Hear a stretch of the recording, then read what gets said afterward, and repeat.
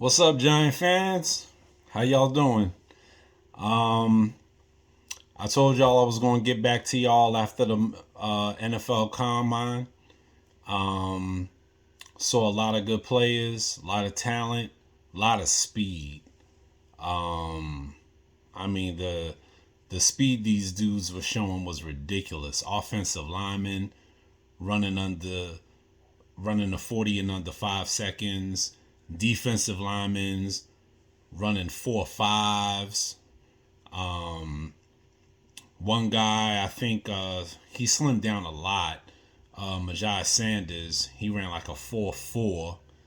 I don't know if he could still play linebacker. He's probably going to be transitioned to safety, but we'll see. Um, but overall, it was a great performance. Aiden Hutchinson performed. He stood out as usual, as we thought we would, as we thought he would. Um, the speed wasn't there. I think he ran like a 4.7, but I mean his play speed is phenomenal. Um, Evan Neal didn't perform. He's waiting for his pro day, but all the other big names. Sauce Gardner was phenomenal. He was freaking phenomenal.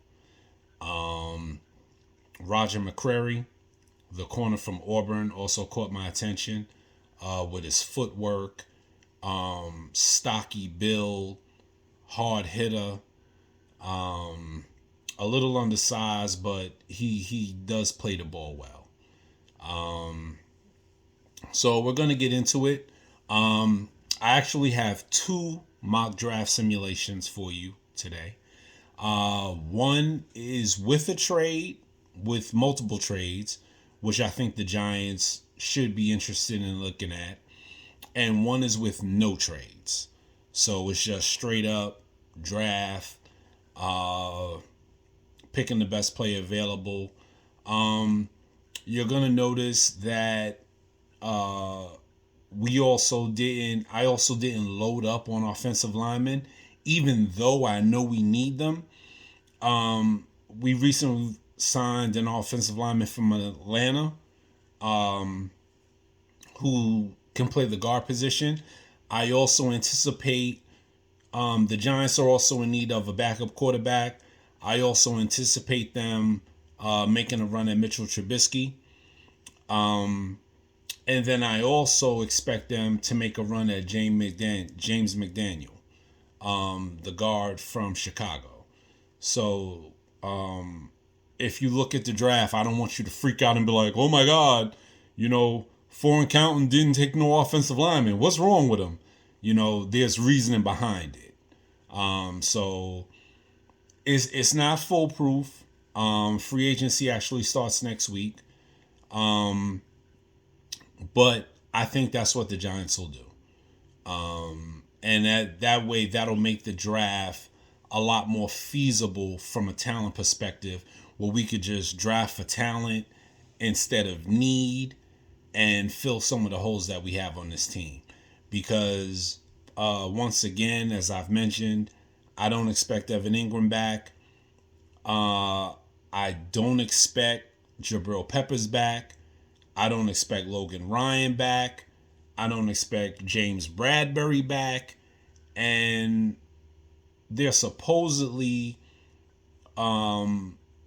asking Blake Martinez and Sterling Shepard, since they're both coming off of injuries, to rework their deals.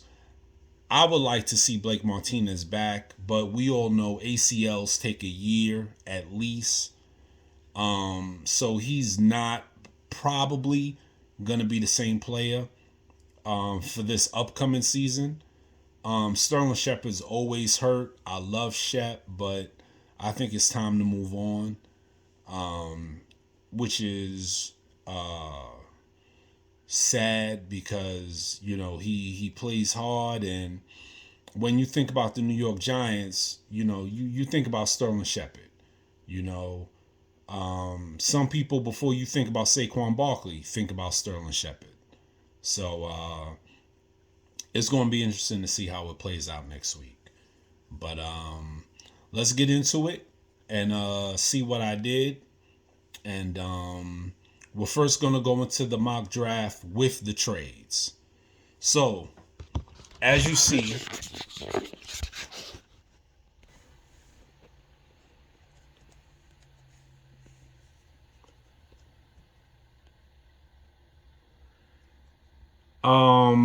and we also have Seattle that is moved up in the draft via the Russell Wilson trade. So that recently just happened. So I traded our 5th pick. I received their 9th, their 72nd, the 107th, and a 5th round pick for next year. Then I traded our 7th round pick to Cleveland, and I received the 13th, the 78th, the 98th, and a 4th and 6th rounder for next year. So we're also building draft capital for next year. And we also have a 4th, a 5th, and a 6th rounder for next year, which is very good to have. That gives us the ammunition to move up, move around, gives us flexibility, and it also allows us to fill holes that we need, to make this team competitive. So as you see here, I took Tyler Lindenbaum with our first pick, offensive lineman, center from Iowa, Jermaine Johnson, who's a terror off the edge, Bernard Raman,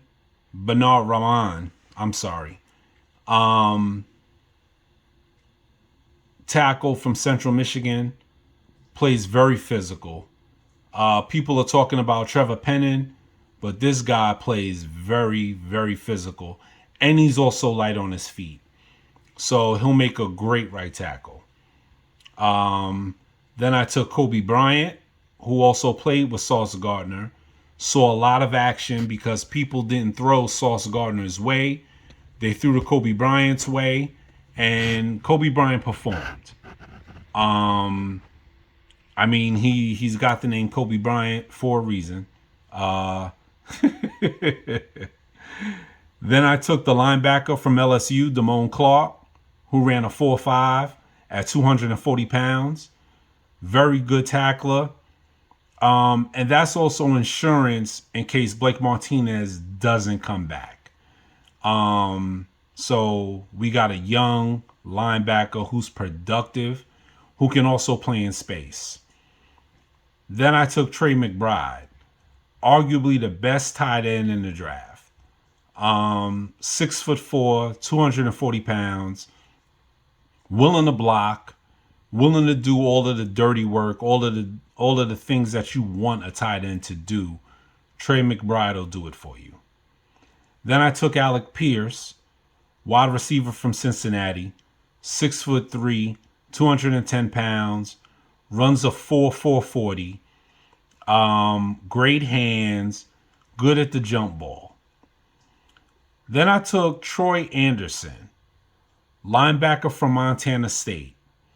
A lot of y'all people don't know about Troy Anderson, but he's a very fast guy. He plays with speed, sideline to sideline. You can drop him in coverage, and he'll produce. So I took Troy Anderson. Him, along with Damone, I feel if Blake Martinez doesn't come back or he's not 100% fully, our middle linebacker position, as far as the 3-4, is solid. Then I took Neil Farrell Jr. from LSU. 6'2", 6'3", about 320 pounds, violent hands, nose tackle position. We could move Leo over, and he could get the job done, stuffing the run. Then I took JT Woods, safety from Baylor.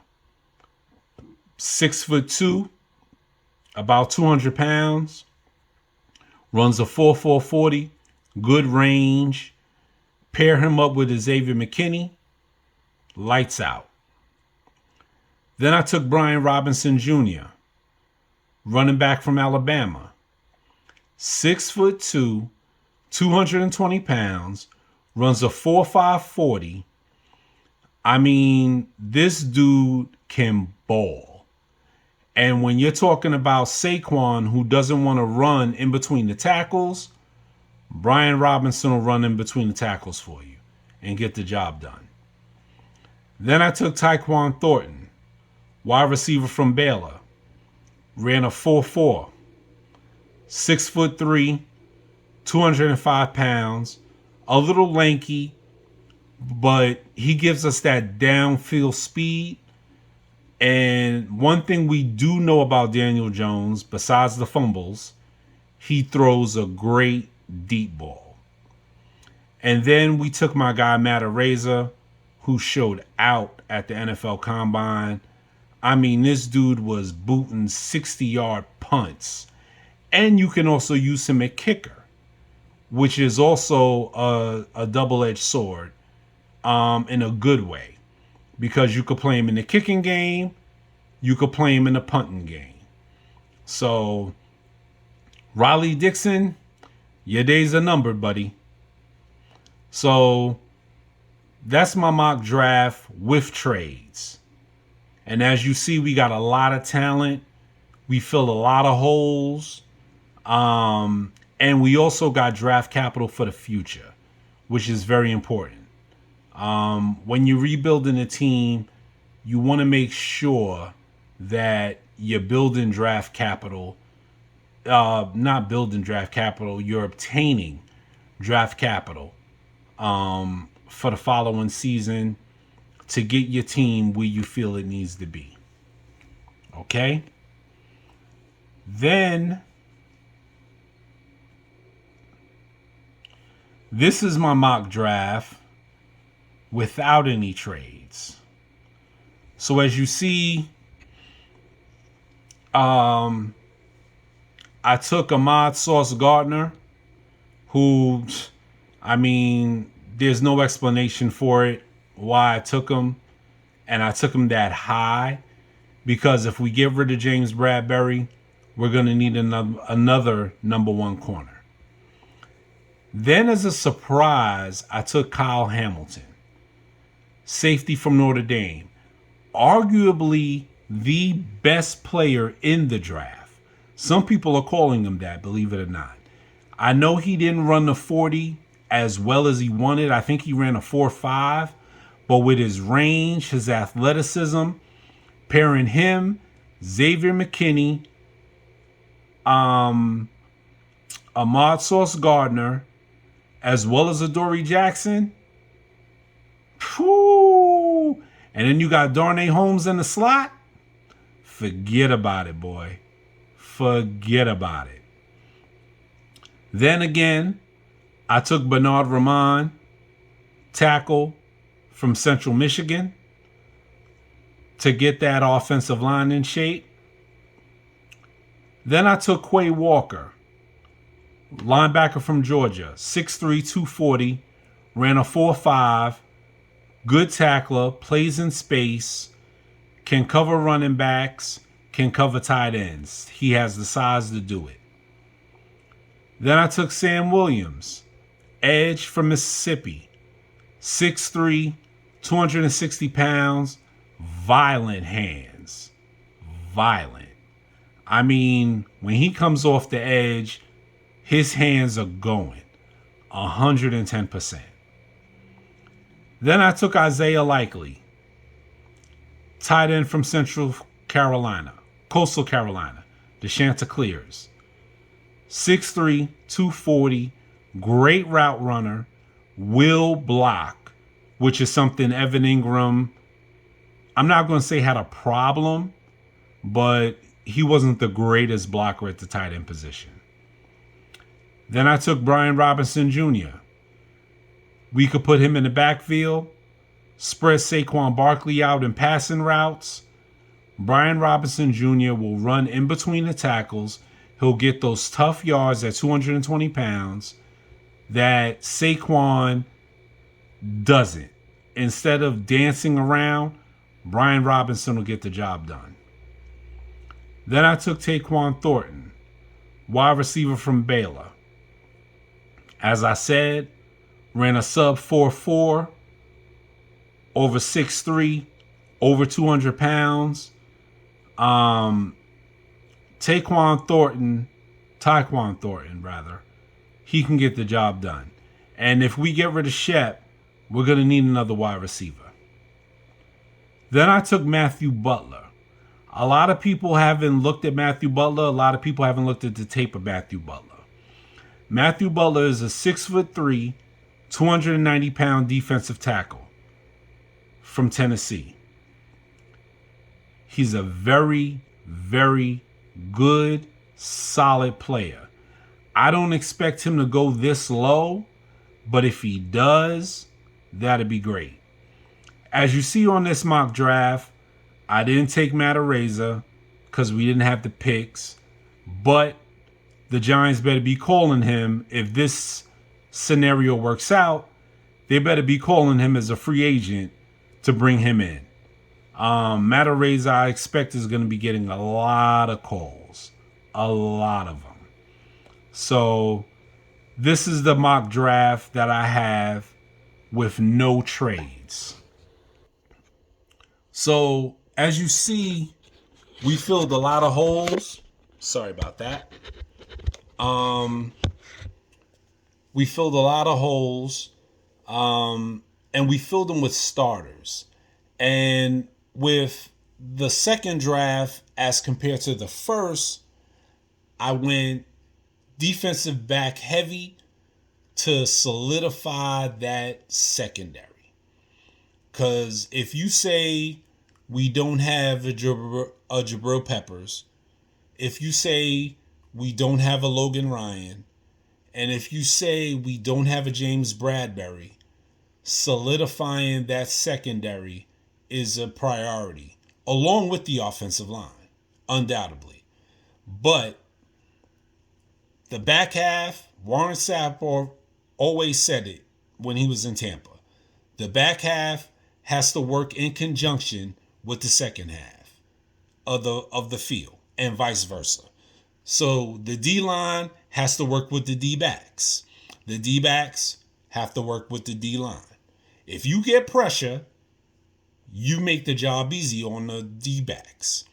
If the D-backs cover, the D-line, in turn, has time to get to the quarterback.